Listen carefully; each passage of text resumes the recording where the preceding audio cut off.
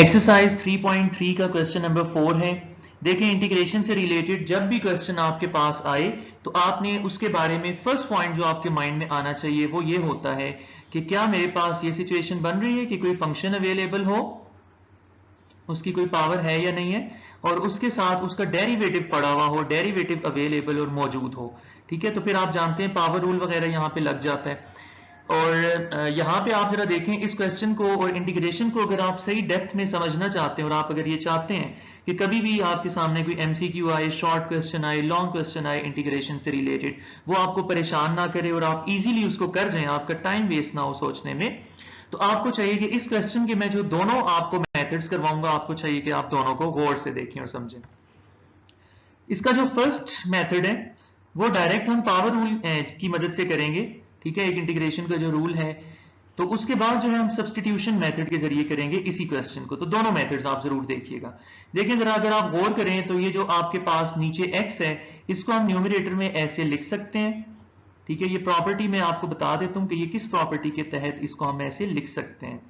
आप देखें, अगर आपके पास कहीं पे लिखा हुआ a divided by B C, तो ये जो b नीचे डिवाइड हो, नीचे मल्टीप्लाई हो रहा होता है c के साथ, ऊपर ये जाके a के साथ डिवाइड होना होता है। तो ये प्रॉपर्टी हमने यूज कर ली है। ठीक है, अब आप देखें जरा, यहां ये सिचुएशन बन रही है, इंटीग्रेशन का जो रूल यूज होने वाला है वो मैं इधर आपको लिख के दिखाता हूं। देखें, जब भी इंटीग्रेशन के क्वेश्चन में फ्रैक्शन ऐसे इन्वॉल्व हो कि डिनोमिनेटर में कोई फंक्शन गिवन हो जिसकी होल पावर 1 हो और इस फंक्शन का डेरिवेटिव ऊपर अवेलेबल हो, तो ऐसे फंक्शन की इंटीग्रेशन इक्वल आती है नेचुरल लॉग ऑफ डिनोमिनेटर वाला ओरिजिनल फंक्शन।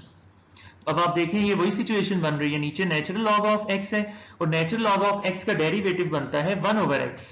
ठीक है, यानी in this question f of x equals natural log of x and f prime of x is equal to 1 of x।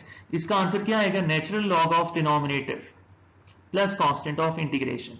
ये इसका फाइनल आंसर आ गया। अभी जो है इसी क्वेश्चन को हम सब्स्टिट्यूशन मेथड के जरिए से करेंगे और इसको हम सेकंड मेथड से लेबल कर देते हैं। ये क्वेश्चन चूंकि बहुत आसान है और यहां से आपको सब्स्टिट्यूशन मेथड की सही समझ भी डेवलप होगी, तो इसको जरूर देखिएगा सेकंड मेथड को भी। अब आप जरा देखें, हम करते क्या है, हम उसी तरह रीअरेंज करते हैं उसी प्रॉपर्टी के अकॉर्डिंग जैसे मैंने स्टार्ट में बताई थी। ये हमने गिवन फंक्शन को रीअरेंज कर लिया। अब आप देखें, इन दोनों में से न्यूमरेटर और डिनोमिनेटर में से फंक्शन कौन सा है और उसका डेरिवेटिव कौन सा है।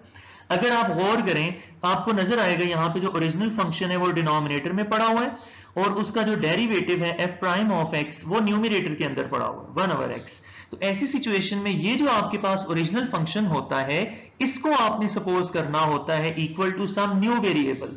तो हम यहां सपोज कर देते हैं let original function is equal to some new variable, for example y। जब आप क्वेश्चन का वेरिएबल चेंज करते हो फ्रॉम x इंटू y, तो एज ए रिजल्ट आपको डिफरेंशियल भी चेंज करना पड़ता है फ्रॉम dx टू dy।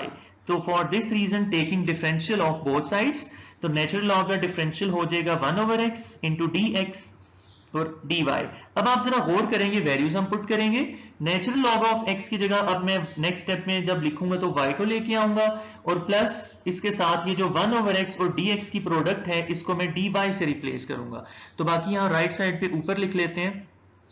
अब मैं क्वेश्चन को लिखना शुरू करता हूं। तो मेरे पास जो 1/x और dx की प्रोडक्ट है वो according to this equation dy के इक्वल आ गई है। ठीक है, और डिनोमिनेटर में मेरे पास नेचुरल लॉग ऑफ x को मैंने y से रिप्रेजेंट किया हुआ है।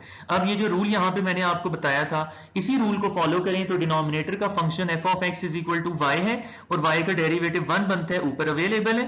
तो ऐसी सिचुएशन में नेचुरल लॉग लिया जाता है डिनोमिनेटर का प्लस कांस्टेंट ऑफ इंटीग्रेशन। आखिर में जो y की सपोजिशन आपने की थी, बैक सब्स्टिट्यूशन करें, उसकी y की वैल्यू को वापस लेके आए फ्रॉम दिस इक्वेशन, तो y was equal to natural log of x। तो ये double natural log of x plus c, this is the final answer. ये बड़ा इंपॉर्टेंट एमसीक्यू है, पास पेपर्स में मैनी टाइम्स आ भी चुका है।